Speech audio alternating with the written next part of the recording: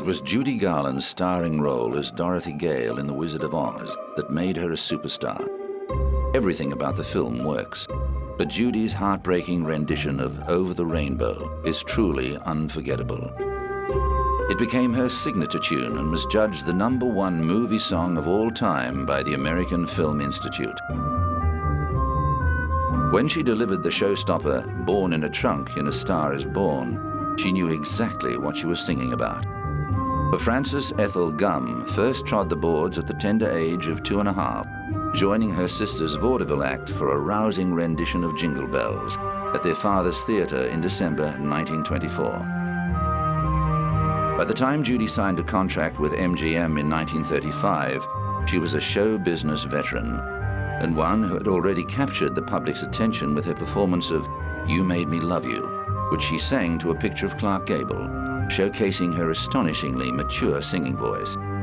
Her popularity grew when the studio paired her with the young Mickey Rooney in a string of movies from 1937 onwards. Vulnerable and erratic off-camera, on camera she lit up the screen with her passion and infectious charm.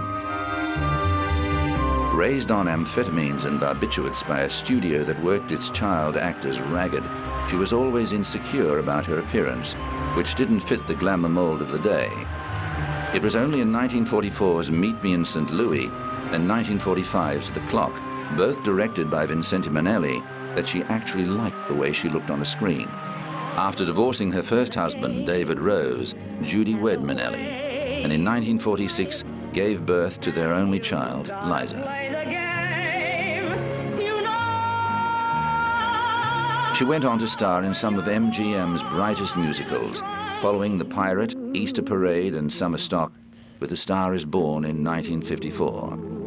The story had been filmed before with Janet Gaynor in 1937 and would be remade with Barbra Streisand in 1976, but it is Judy's version that the world remembers, with her version of The Man That Got Away a standout.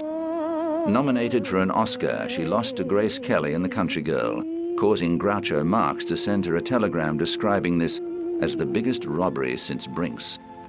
She did win a Golden Globe for her performance, though, as did her co-star, James Mason. Oliver, I don't believe that.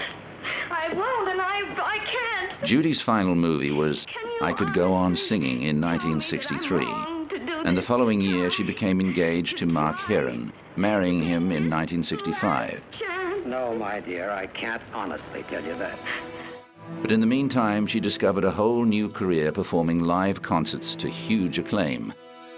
Despite being diagnosed with acute hepatitis in 1959 and told she would never sing again, she recovered to deliver a show at Carnegie Hall in April 1961 that has often been referred to as the greatest night in show business history. In 1969, Judy married her fifth husband, Mickey Deans. But their life together was cruelly truncated on the 22nd of June that year, when Judy was found dead in her rented house in London. The death was put down to an accidental overdose of barbiturates and a sad and telling legacy of her misappropriated childhood. Judy Garland will forever be remembered as one of the brightest stars to shine in the Hollywood firmament. She's a legend because she will always be Dorothy. She'll always be in our hearts. She will always be the greatest female entertainer that has ever lived. And she will always go on and on, way after we're gone.